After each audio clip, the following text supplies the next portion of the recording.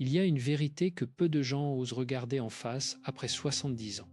La majorité des personnes qui se sentent seules ne souffrent pas du manque de présence humaine. Elles souffrent du poids de ce qu'elles n'ont jamais appris à déposer. Et si ce que vous portez depuis des années était précisément ce qui vous empêche de vivre pleinement, là, maintenant, dans cette étape de la vie qui pourrait être la plus libre de toutes, restez. Parce que dans les prochaines minutes, quelque chose va changer dans la façon dont vous vous percevez. Et si vous partez maintenant, vous repartez avec le même poids invisible qu'en arrivant. Il y a une image qui revient souvent dans le travail clinique avec des personnes qui traversent la solitude à un âge avancé. C'est l'image d'une maison que l'on habite depuis longtemps, une maison familière, avec ses odeurs de bois et de tisane, ses fenêtres qui donnent sur un jardin qu'on connaît par cœur, ses planchers qui craquent au même endroit depuis 40 ans. Une maison qui est à soi, qui est soi d'une certaine manière. Et pourtant, dans cette maison, quelque chose pèse. Il y a des pièces que l'on n'ouvre plus, des tiroirs que l'on évite, des silences qui ne ressemblent pas à la paix, mais à une absence que l'on n'a pas choisie ou que l'on a choisie sans vraiment le savoir. Voilà ce que vivent, souvent en silence, des millions de personnes après 70 ans. Non pas une solitude bruyante et dramatique, mais une solitude douce amère, celle qui s'installe dans les après-midi sans programme, dans les matins où le café est préparé pour une seule tasse, dans les dîners où la télévision remplace la voix d'un autre. Cette solitude-là n'est pas un échec. Ce n'est pas une punition. C'est une réalité humaine, profonde, et comme toutes les réalités profondes, elle contient en elle une possibilité de transformation extraordinaire. Mais voilà ce que la science psychologique nous enseigne avec une clarté implacable. Cette transformation ne se produit pas seule. Elle ne vient pas avec le temps qui passe. Elle ne vient pas avec la résignation, ni avec la distraction, ni avec le bruit que l'on met dans les pièces pour ne pas entendre le silence. Elle vient avec un travail conscient, doux mais rigoureux, sur ce que l'on choisit de garder et ce que l'on choisit enfin de laisser partir. Et c'est exactement de cela que nous allons parler aujourd'hui.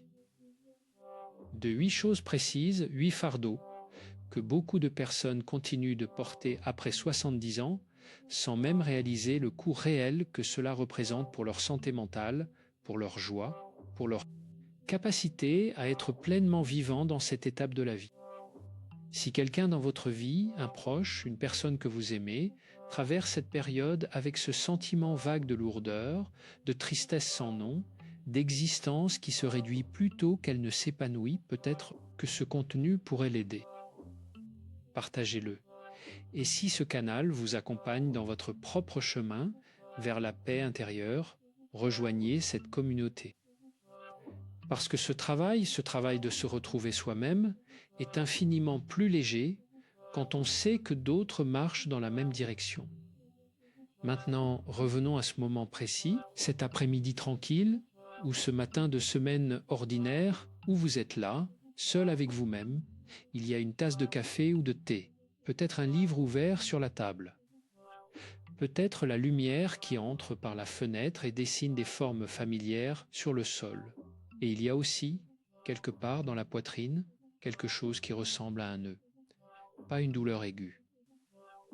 Plutôt une tension chronique, comme si quelque chose attendait d'être résolu, comme si quelque chose n'avait pas encore trouvé sa place.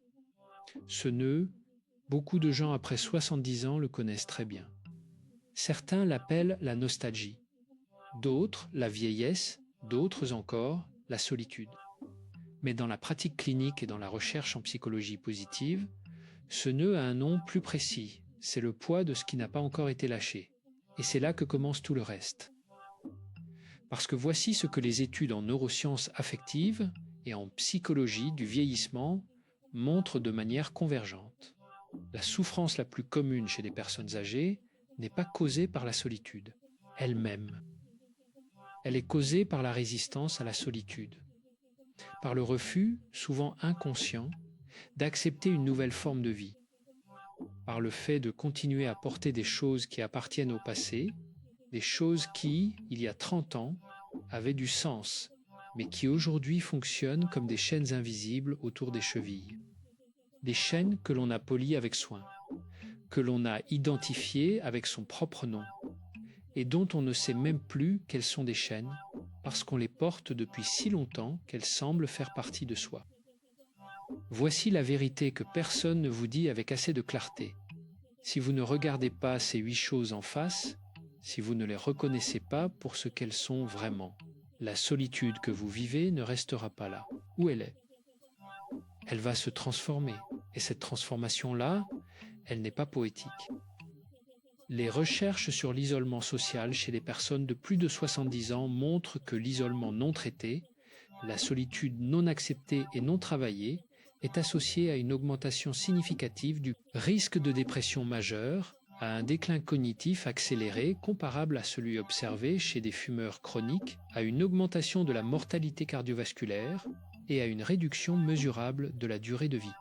Ce ne sont pas des métaphores, ce sont des données, et elles méritent d'être entendues avec toute leur gravité. Mais il y a quelque chose de plus subtil encore, quelque chose que les chiffres ne capturent pas entièrement. C'est ce que les cliniciens appellent parfois la contraction de l'identité. Quand une personne ne travaille pas activement à habiter sa propre vie avec présence et intention, quand elle laisse les jours se succéder portés par la répétition et l'habitude, quelque chose en elle commence à se rétrécir.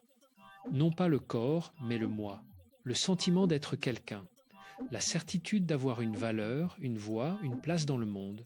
Et cette contraction, elle est silencieuse. Elle ressemble à de la fatigue. Elle ressemble à de la sagesse, parfois, parce qu'on s'y résigne avec dignité. Mais ce n'est pas de la sagesse, c'est de l'abandon. Et il y a une différence fondamentale entre les deux. Alors avant d'aller plus loin, il faut poser cette question. Une question simple, directe, qui mérite d'être reçue dans le calme. Est-ce que vous vivez vraiment votre vie après 70 ans? Ou est-ce que vous la traversez? Parce que la réponse à cette question, elle change tout ce qui vient ensuite. Dans un moment, nous allons entrer dans le cœur de ce travail. Nous allons nommer, une par une, ces 8 choses que la psychologie, la pleine conscience et la sagesse clinique identifient comme les obstacles les plus fréquents à la plénitude dans cette étape de la vie. Et pour chacune d'elles, il y aura une voie concrète, pratique, accessible, pour commencer à les relâcher. Mais d'abord, il faut comprendre quelque chose d'essentiel sur la nature du lâcher-prise. Parce que ce mot, lâcher-prise, est l'un des mots les plus mal compris de tout le vocabulaire psychologique populaire. Lâcher prise ne veut pas dire oublier. Lâcher prise ne veut pas dire trahir. Lâcher prise ne veut pas dire que ce que vous avez vécu n'avait pas de valeur ou que les personnes que vous avez aimées ne méritent pas d'être gardées dans votre cœur. Lâcher prise signifie simplement ceci: arrêtez de laisser le passé décider de la forme que prend votre présent. C'est une distinction qui semble petite, mais dans la pratique, elle est révolutionnaire. Il y a dans la recherche sur la pleine conscience un concept que Christophe André a largement contribué à diffuser dans la pratique clinique francophone, celui de la présence habitée. L'idée que la qualité d'une vie ne se mesure pas à son contenu objectif, au nombre de personnes autour de soi, aux événements qui la ponctuent, mais à la qualité de l'attention que l'on porte à ce contenu. 2 personnes peuvent vivre la même situation, la même solitude, le même silence, et l'une d'elles souffre tandis que l'autre est en paix. La différence n'est pas dans les circonstances. Elle est dans la façon dont chacune habite ses propres circonstances. Et cette façon d'habiter, elle peut s'apprendre. À n'importe quel âge, à 70 ans, à 75 ans, à 80 ans. Le cerveau humain, même âgé, conserve une plasticité remarquable. Il peut apprendre de nouveaux patterns émotionnels, il peut développer de nouvelles façons de se rapporter à l'expérience. Ce n'est pas de l'optimisme naïf, c'est de la neurobiologie. Alors entrons dans ce travail, entrons-y avec douceur mais sans détour. La première chose à éliminer, c'est le deuil chronique de la vie d'avant. Il y a une forme de deuil qui est saine, nécessaire, profondément humaine. C'est le deuil qui traverse, qui honore, qui reconnaît la perte et lui donne une place. Ce deuil-là fait partie de la vie. Il est même une forme d'amour. Mais il y a une autre forme de deuil, celle-là beaucoup plus destructrice, qui ne traverse pas, qui ne traverse jamais. C'est le deuil qui s'installe, qui prend possession des pièces de la maison intérieure, qui recolore toute l'expérience présente avec les teintes du passé perdu. C'est le deuil qui transforme le présent en une salle d'attente d'un retour qui ne viendra pas. Beaucoup de personnes après 70 ans vivent dans cette salle d'attente sans même le savoir. Elles comparent chaque moment présent avec un moment passé. Le café du matin est moins bon qu'avant, non pas parce qu'il a changé, mais parce qu'il n'est plus partagé. La maison est moins chaleureuse, non pas parce qu'elle a changé, mais parce que les voix qui l'habitaient se sont tues. Les journées sont moins pleines, non pas parce qu'elles manquent d'opportunités, mais parce que la référence reste la vie d'avant, une vie qui n'existe plus. Et cette comparaison constante, cette mesure permanente du présent, à l'aune d'un passé qui ne peut pas revenir, elle est épuisante.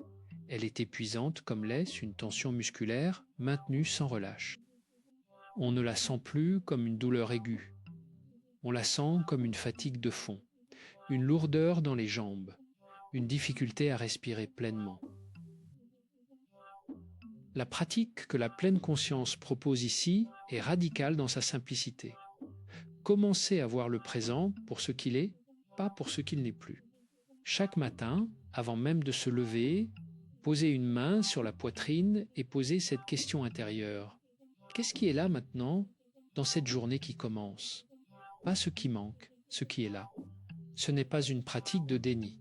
C'est une pratique d'honnêteté totale envers le présent. La deuxième chose à éliminer, c'est l'identité définie uniquement par les rôles du passé. Voici quelque chose que l'on observe très régulièrement dans le travail clinique avec des personnes qui entrent dans la solitude après une longue période de vie active, de parentalité, de vie conjugale ou professionnelle. Elles ne savent plus très bien qui elles sont quand elles ne sont plus en train de jouer ces rôles. Parce que pendant des décennies, l'identité était construite autour de fonctions. J'étais mère ou père, j'étais médecin ou professeur ou artisan. J'étais l'épouse de quelqu'un, le partenaire de quelqu'un. Et ces rôles donnaient une structure à l'existence.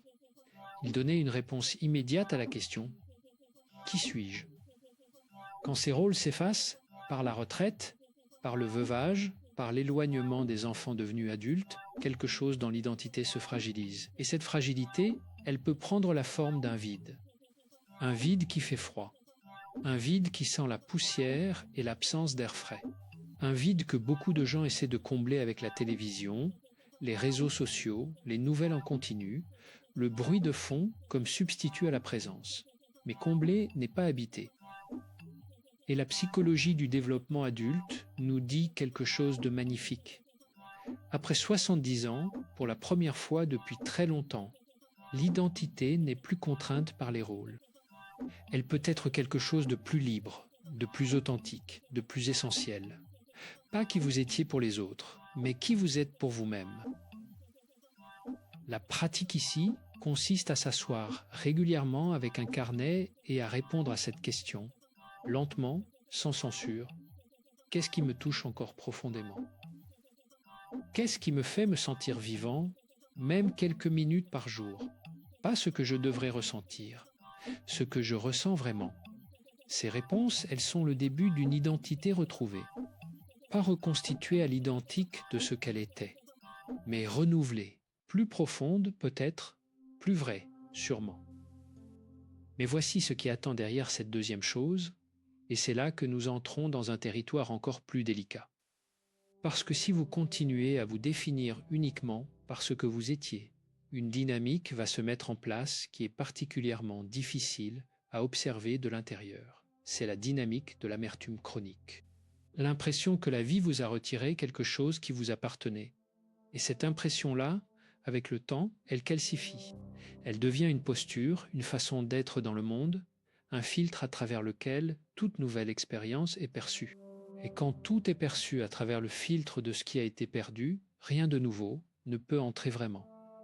La troisième chose à éliminer, c'est la peur du silence. Le silence est peut-être la chose la plus mal aimée de la vie moderne. Et cette mal-aimance s'intensifie avec l'âge, parce que le silence, quand on vit seul, ressemble parfois à une accusation. Il ressemble au manque. Il ressemble à la preuve de ce que l'on n'a plus. Mais voici ce que la recherche et la pratique méditative nous enseignent. Le silence n'est pas l'absence. Le silence est un espace. Et selon ce que l'on choisit de faire de cet espace, il devient soit une chambre d'écho pour toutes les peurs et tous les regrets, soit un terrain d'atterrissage pour la conscience. Il y a une pratique simple, mais puissante, qui vient directement des protocoles de réduction du stress basés sur la pleine conscience. Elle consiste à passer chaque jour 5 minutes à s'asseoir dans le silence sans rien faire d'autre que de l'observer. Non pas le subir, l'observer. Remarquer ce qu'il contient. Les sons lointains d'une rue. Le souffle qui entre et qui sort. La chaleur d'un rayon de soleil sur les mains, l'odeur du bois ou du tissu. Le silence n'est jamais vraiment silencieux. Il est plein de toutes les subtilités de la vie qui se déroulent. Et avec la pratique, quelque chose se transforme. Le silence cesse d'être une menace. Il commence à devenir ce qu'il est réellement, une compagnie particulière, la compagnie de sa propre présence. Maintenant, il faut s'arrêter un instant sur quelque chose d'important, parce que nous venons d'effleurer quelque chose que beaucoup de personnes de cette génération n'ont jamais vraiment abordé directement. L'idée que la présence à soi-même puisse être une compagnie suffisante. L'idée que la solitude et la sérénité ne sont pas des contraires, mais que l'une peut habiter l'autre. Cette idée-là, elle va à contre-courant de tout ce que la culture nous a enseigné. La culture nous dit que la compagnie d'une autre personne est le remède à la solitude, que le bonheur est une affaire d'entourage, que vivre seul après un certain âge est une situation à corriger, à résoudre, à compenser. Et cette injonction culturelle, elle est elle-même l'une des choses les plus toxiques que beaucoup de personnes, après 70 ans, continuent de porter. Parce qu'elle leur dit chaque jour que leur situation est insuffisante, qu'ils sont insuffisants, que leur vie, telle qu'elle est, n'est pas vraiment une bonne vie. C'est faux. Et la science l'affirme. Les études sur le bien-être subjectif chez les personnes âgées vivant seules montrent de manière répétée que ce n'est pas le statut matrimonial ou le nombre de contacts sociaux qui prédit le bien-être. C'est la qualité de la relation à soi-même, c'est la capacité à trouver du sens dans l'ordinaire, c'est la présence d'une vie intérieure active et entretenue. Ce sont des données. Et elles méritent d'être reçues comme ce qu'elles sont. Une permission, la permission d'aller bien, vraiment bien, seul. La quatrième chose à éliminer, c'est la culpabilité liée au passé. Voici un fardeau que beaucoup de gens portent depuis tellement longtemps qu'ils ne savent même plus distinguer où finit la culpabilité et où commence leur propre personnalité. Des décisions prises il y a 30 ans. Des mots dits ou non dits. Des relations abîmées et jamais réparées. Des choix qui ont orienté la vie dans une direction et pas dans une autre. La culpabilité chronique, celle qui ne se transforme pas en acte réparateur, mais qui tourne en boucle dans la tête comme une chanson, dont on ne peut pas se défaire. Cette culpabilité-là n'est pas de la conscience morale. C'est de l'autopunition. Et l'autopunition ne répare rien. Elle use, elle creuse. Elle approfondit un sillon dans la pensée qui, avec le temps, devient difficile à quitter. Il y a une pratique d'autocompassion, développée notamment par la psychologue Christine Neff et intégrée dans de nombreux protocoles cliniques qui proposent de se placer face à sa propre culpabilité avec la même douceur et la même compréhension que l'on offrirait à un ami cher. Imaginez un ami que vous aimez profondément, qui vient vous confier les mêmes erreurs que vous vous reprochez. Comment lui répondriez-vous? Avec quelle voix? Avec quels mots? Est-ce que vous lui diriez qu'il est impardonnable? Ou est-ce que vous lui diriez que l'être humain apprend, que l'être humain fait de son mieux avec ce qu'il sait à chaque moment de sa vie, et que la bonté envers soi-même n'est pas une faiblesse, mais une condition de toute guérison authentique? Cette voix-là, cette voix douce et ferme à la fois, elle mérite d'être tournée vers soi. La cinquième chose à éliminer, c'est la comparaison sociale constante. Après 70 ans, la comparaison sociale prend une forme particulière. Elle ne ressemble plus à la compétition professionnelle ou à la jalousie des années de vie active. Elle ressemble à quelque chose de plus doux en surface, mais de plus corrosif en profondeur. Elle ressemble à cette pensée qui surgit quand on voit les photos sur les réseaux sociaux d'un fils ou d'une fille entouré de sa famille heureuse. Ou quand on croise dans la rue un couple de personnes âgées qui marchent main dans la main. Ou quand on entend un voisin raconter ses vacances avec ses petits-enfants. Cette comparaison-là ne se dit pas toujours à voix haute. Elle s'insinue dans les pensées comme l'humidité s'insinue dans un vieux mur, doucement, sans bruit, jusqu'à ce que les dommages soient visibles. Elle prend la forme d'un soupir, d'une tristesse sans objet précis, d'un sentiment diffus d'avoir raté quelque chose d'essentiel. Et ce sentiment, s'il n'est pas reconnu et travaillé, devient une lentille à travers laquelle toute la vie propre semble terne et insuffisante. La pleine conscience propose ici une pratique de recentrage.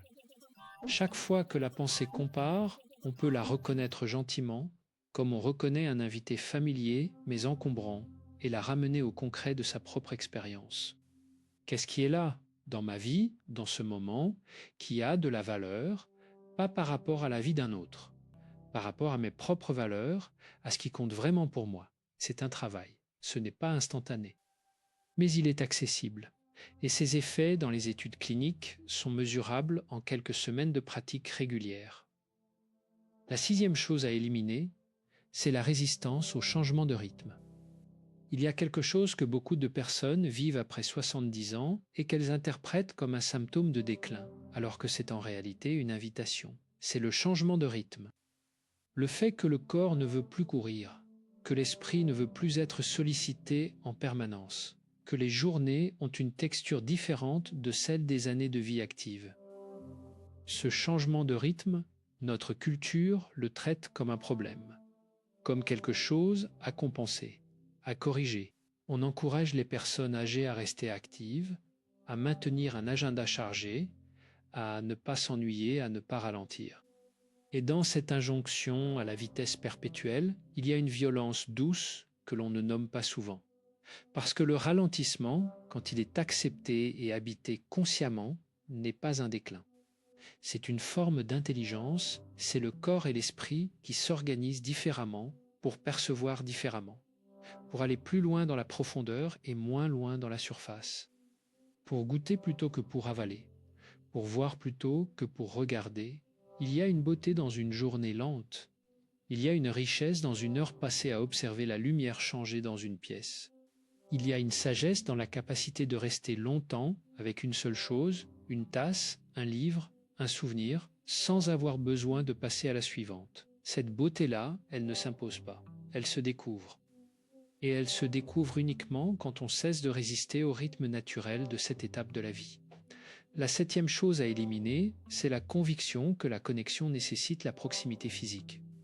Voici quelque chose qui est apparu avec une clarté particulière dans les années récentes, à travers les recherches sur la résilience sociale et le bien-être des personnes âgées. La solitude profonde n'est pas une question de distance géographique. Elle est une question de distance intérieure. Des personnes peuvent vivre entourées de familles et d'amis et se sentir profondément seules parce qu'elles ne savent pas se connecter vraiment à ce qui les entoure. Et des personnes peuvent vivre dans une maison sans autre présence humaine et se sentir reliées au monde parce qu'elles cultivent des connexions profondes avec quelques personnes, avec des communautés, avec des idées, avec la nature, avec leur propre vie intérieure. La connexion qui nourrit vraiment n'est pas celle qui remplit le calendrier, c'est celle qui laisse une trace de chaleur dans la poitrine après avoir raccroché le téléphone. Celle qui fait que l'on se sent vu, entendu, reconnu, même à travers un écran, même à travers une lettre, même à travers la lecture d'un livre qui parle de ce que l'on ressent avec des mots que l'on n'aurait pas trouvés soi-même. Cultiver ces connexions-là demande une intention, pas une organisation de masse, une intention. Une personne à qui l'on écrit vraiment, un groupe, petit où l'on peut s'exprimer honnêtement, une pratique créative, musicale, artistique, spirituelle, qui relie à quelque chose de plus grand que soi. Ce sont ces connexions qui font la différence mesurable entre l'isolement toxique et la solitude habitée. Et voici quelque chose que beaucoup de gens ne voient pas venir à ce stade de la réflexion, quelque chose qui se cache derrière toutes ces choses que nous venons de nommer. Parce que chacune de ces 6 premières choses, le deuil chronique, l'identité figée dans les rôles passés, la peur du silence, la culpabilité en boucle, la comparaison sociale, la résistance au changement de rythme, chacune de ces choses est une manière différente de dire non à la vie telle qu'elle est maintenant. Un refus, souvent inconscient, de la réalité présente. Et derrière ce refus collectif, il y a une croyance plus profonde encore, une croyance que nous n'avons pas encore nommée directement. Voici cette croyance. La vie réelle, la vraie vie, la vie qui valait la peine d'être vécue, c'était avant. Et maintenant, il ne reste plus qu'à attendre. Cette croyance-là est peut-être la chose la plus dangereuse que l'on puisse porter après 70 ans, parce qu'elle est totalement invisible. Elle ne se dit pas à voix haute.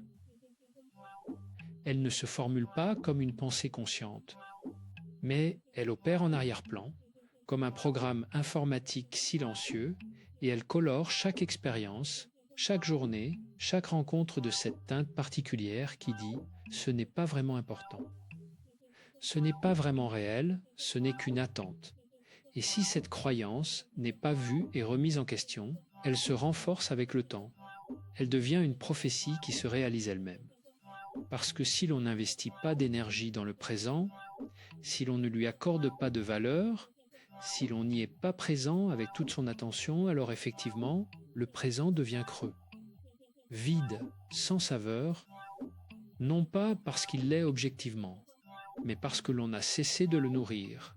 C'est de cette croyance-là que nous allons parler maintenant à travers les 2 dernières choses à éliminer. Et c'est ici que quelque chose peut véritablement changer. La 8e chose à éliminer, c'est l'idée que la plénitude nécessite un autre. Voici la révélation centrale, celle qui n'est pas toujours facile à entendre, mais qui, une fois reçue vraiment, change tout. La plénitude est une qualité de la relation à soi-même, pas une qualité de la relation aux autres. Cela ne veut pas dire que les autres n'ont pas d'importance. Bien sûr qu'ils en ont. La connexion humaine est l'un des besoins fondamentaux les plus documentés en psychologie. Mais il y a une différence entre chercher dans les autres une connexion qui enrichit une vie déjà habitée et chercher dans les autres la solution à un vide intérieur que seul un travail sur soi peut combler. Quand on cherche la plénitude à l'extérieur de soi, on est toujours en position de dépendance. On est bien quand l'autre appelle. On est mal quand l'autre ne vient pas. On attend, on espère. On est à la merci de ce que les autres font ou ne font pas. Et cette position-là est épuisante. Et plus on vieillit, plus elle devient difficile à tenir parce que les autres ont leur propre vie, leurs propres contraintes, leurs propres absences. Mais quand on commence à cultiver une relation à soi-même, une relation faite de curiosité, de douceur, de bienveillance, quelque chose se stabilise à l'intérieur. Quelque chose qui ne dépend pas du téléphone qui sonne ou ne sonne pas. Quelque chose qui est là, matin et soir, fidèle et calme, comme une lumière que l'on a appris à allumer soi-même. Et voici maintenant le cœur pratique de tout ce que nous avons traversé ensemble. Parce que tout ce que nous venons de nommer, ces 8 choses à éliminer, elles ne disparaissent pas par la seule force de la compréhension intellectuelle. La compréhension est nécessaire, elle est le premier pas. Mais la transformation réelle, celle qui change la texture des journées, elle passe par une pratique régulière, concrète, ancrée dans le corps autant que dans l'esprit. Voici donc les outils. Les outils qui ont été testés cliniquement, validés par la recherche et intégrés dans des pratiques de pleine conscience et de psychologie positive utilisées dans de nombreux contextes thérapeutiques. Le premier outil, c'est la pratique de la gratitude incarnée. Pas la gratitude comme exercice mental, comme liste de choses pour lesquelles on devrait être reconnaissant, mais la gratitude comme expérience sensorielle. Chaque matin, Avant de se lever, prendre 30 secondes pour sentir physiquement quelque chose de positif dans l'existence présente. La chaleur des draps, la lumière qui filtre à travers les rideaux. La possibilité de respirer profondément, ce n'est pas de la minimisation de ce qui manque, c'est une récalibration de l'attention. Une décision délibérée de commencer la journée en contact avec ce qui est là avant d'être en contact avec ce qui manque. La recherche sur cette pratique, notamment les travaux de Robert Emmons et ceux intégrés dans les protocoles de Christophe André, montre que pratiquer la gratitude incarnée de manière régulière, pendant seulement quelques semaines, modifie de façon mesurable l'activité des régions cérébrales associées au bien-être et réduit les symptômes d'anxiété et de dépression légère à modérée. Ce n'est pas de la pensée magique, c'est de la neuroplasticité. Le deuxième outil, c'est la méditation de la présence au moment ordinaire. Voici une pratique accessible à tous, indépendamment de toute expérience préalable en méditation. Elle consiste à choisir chaque jour une activité ordinaire, préparer le café, marcher jusqu'à la boîte aux lettres, arroser les plantes et pendant cette activité, décider d'être entièrement présent. Non pas de faire l'activité en pensant à autre chose, comme c'est le plus souvent le cas, mais de faire l'activité, en étant conscient de chaque geste, de chaque sensation, l'odeur du café, le son de l'eau, la résistance légère de la poignée de la porte, le froid ou la chaleur de l'air dehors. Cette pratique appelée méditation informelle, dans les protocoles de pleine conscience, entraîne le cerveau à revenir au présent. Et avec la répétition, elle commence à contaminer le reste de la journée.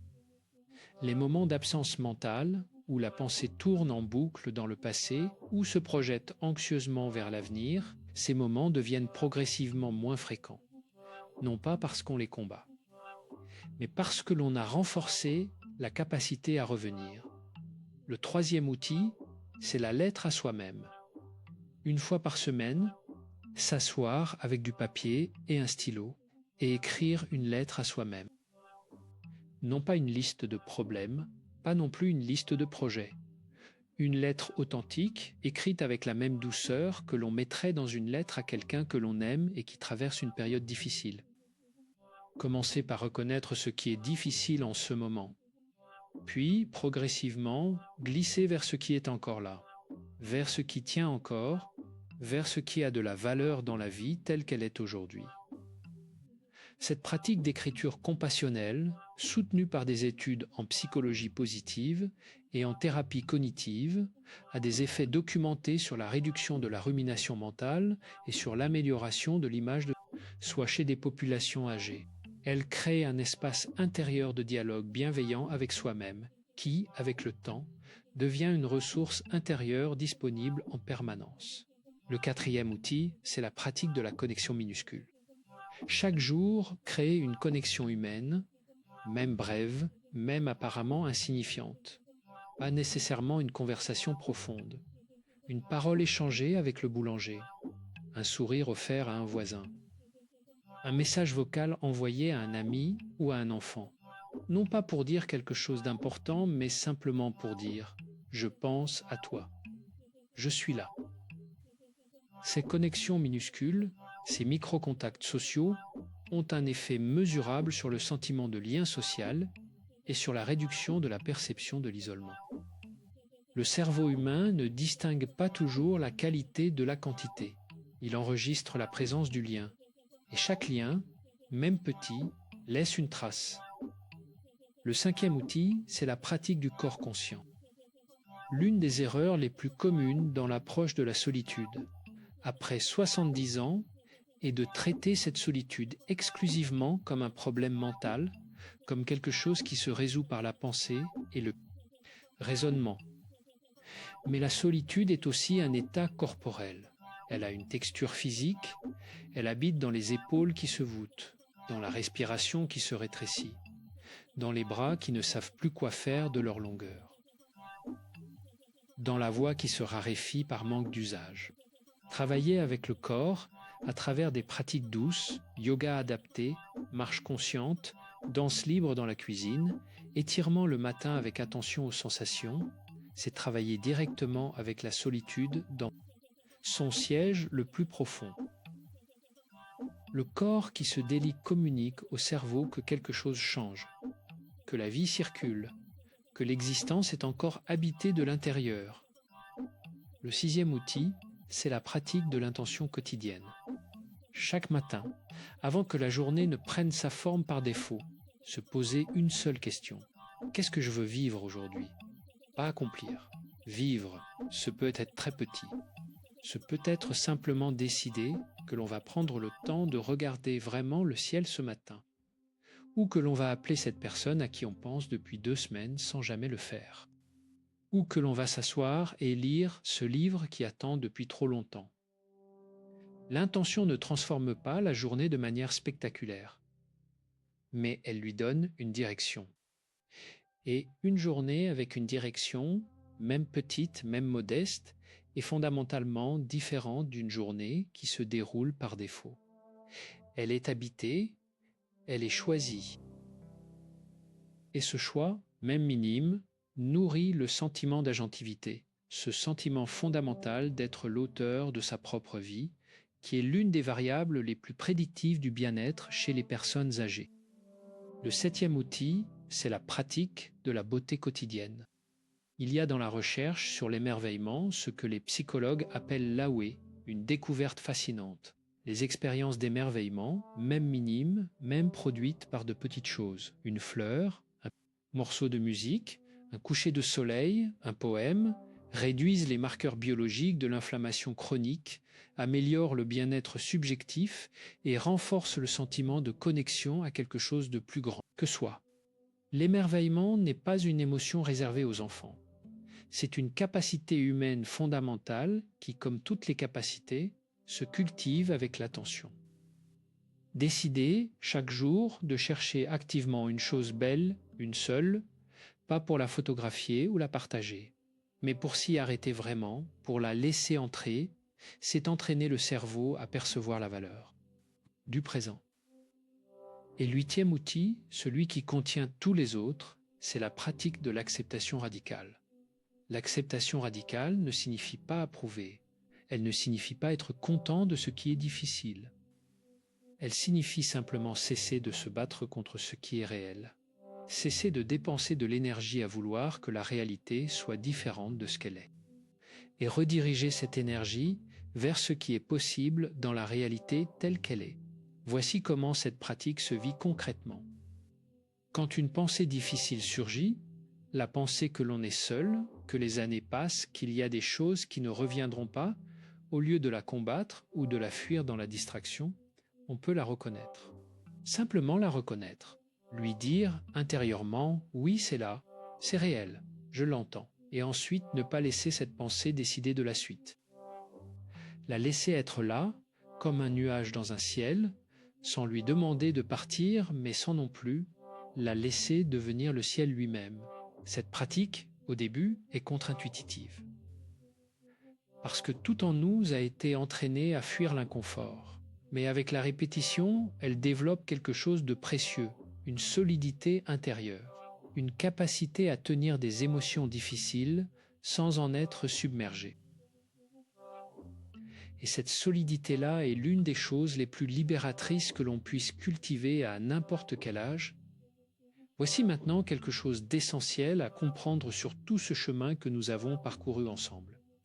Parce qu'il serait facile, en entendant tout cela, de se sentir accablé, de se dire « c'est beaucoup, c'est trop, je suis trop vieux pour apprendre tout ça, j'aurais dû commencer plus tôt. » Non, non, non, non, ce chemin n'a pas de retard.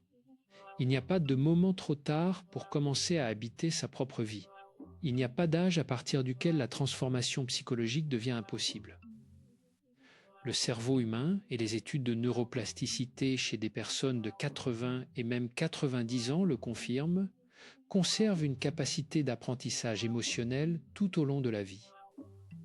Non pas la même qu'à 20 ans, mais une capacité réelle, documentée, puissante. Et il y a quelque chose de particulier à ce stade de la vie qui mérite d'être dit avec toute la clarté possible. Après 70 ans, on a quelque chose que les jeunes n'ont pas encore. On a une profondeur d'expérience, on a traversé des choses, on a survécu à des pertes, on a vu des cycles se fermer et d'autres s'ouvrir. On a une connaissance intime de la fragilité de la vie et de sa valeur. Et cette connaissance-là, quand elle est cultivée, plutôt que portée comme un fardeau, devient une sagesse qui n'a pas d'équivalent dans les années de jeunesse. Les personnes qui vivent leur solitude après 70 ans avec paix et même avec joie ne sont pas des exceptions génétiques. Ce ne sont pas des personnes qui n'ont pas souffert. Ce sont des personnes qui ont fait ce travail. Le travail de lâcher ce qui ne les nourrit plus. Le travail de se retrouver sous les couches des rôles et des habitudes. Le travail d'apprendre à habiter leur propre présence avec quelque chose qui ressemble à de l'affection. Et cela, exactement cela, est accessible à vous, maintenant, pas dans un mois. Pas quand les conditions seront meilleures. Maintenant, dans cette journée, avec ce que vous avez, parce que ce que vous avez, là, maintenant, c'est votre vie, entière, présente, réelle. Et elle mérite toute votre attention. Il y a une image finale qui revient souvent dans les pratiques de pleine conscience orientées vers l'acceptation. C'est l'image d'un vieux jardin. Un jardin que l'on a cultivé pendant des années avec passion et soin, et un jour, les circonstances changent. On n'a plus les mêmes forces. Le jardin n'est plus ce qu'il était. Certaines plantes se sont fanées. Certaines parties sont envahies de mauvaises herbes. Et on peut regarder ce jardin avec tristesse en pensant à ce qu'il était avant. On peut se lamenter. On peut se dire que ce n'est plus la peine. Ou on peut regarder ce jardin avec les yeux de quelqu'un qui sait que chaque jardin change avec les saisons et que la beauté d'un jardin d'automne n'est pas inférieure à la beauté d'un jardin de printemps. Elle est différente, elle a sa propre lumière, ses propres couleurs, ses propres textures. Et peut-être que certaines parties de ce jardin demandent maintenant un soin différent. Non pas moins d'attention, mais une attention différente. Plus lente, plus douce, plus patiente.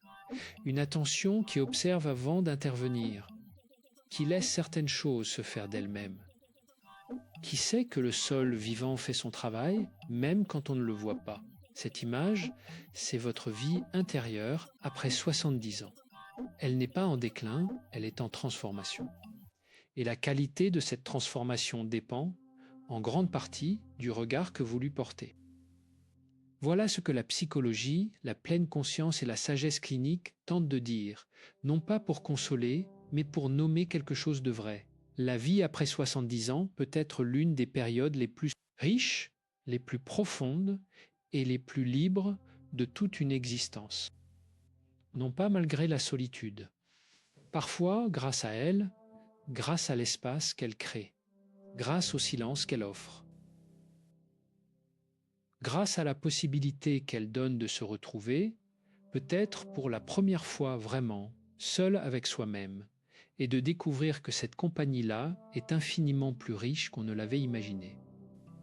Parce que vous n'avez pas besoin d'être différent de ce que vous êtes pour mériter la paix.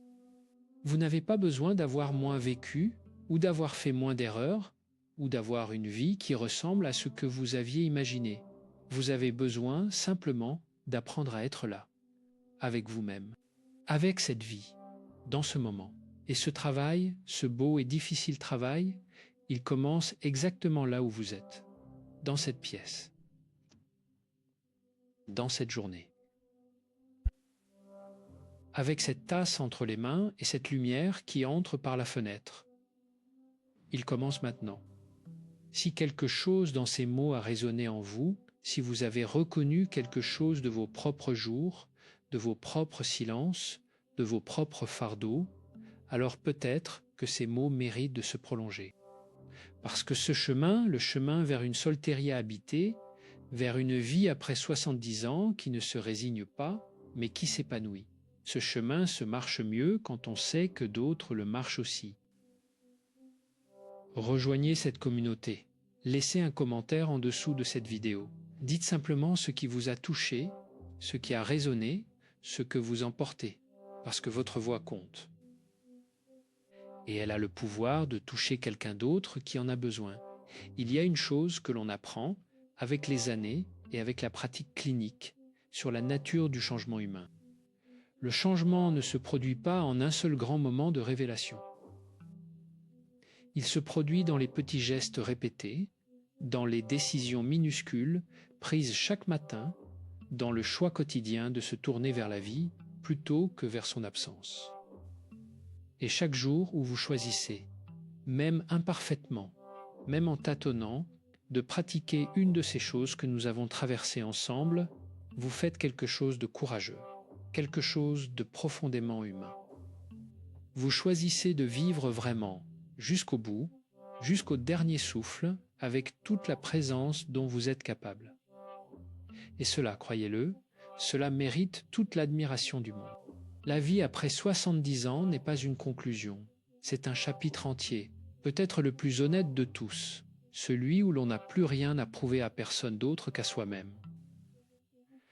Celui où les masques tombent naturellement et où ce qui reste, si on lui accorde de l'attention, révèle quelque chose d'essentiel sur qui l'on est vraiment.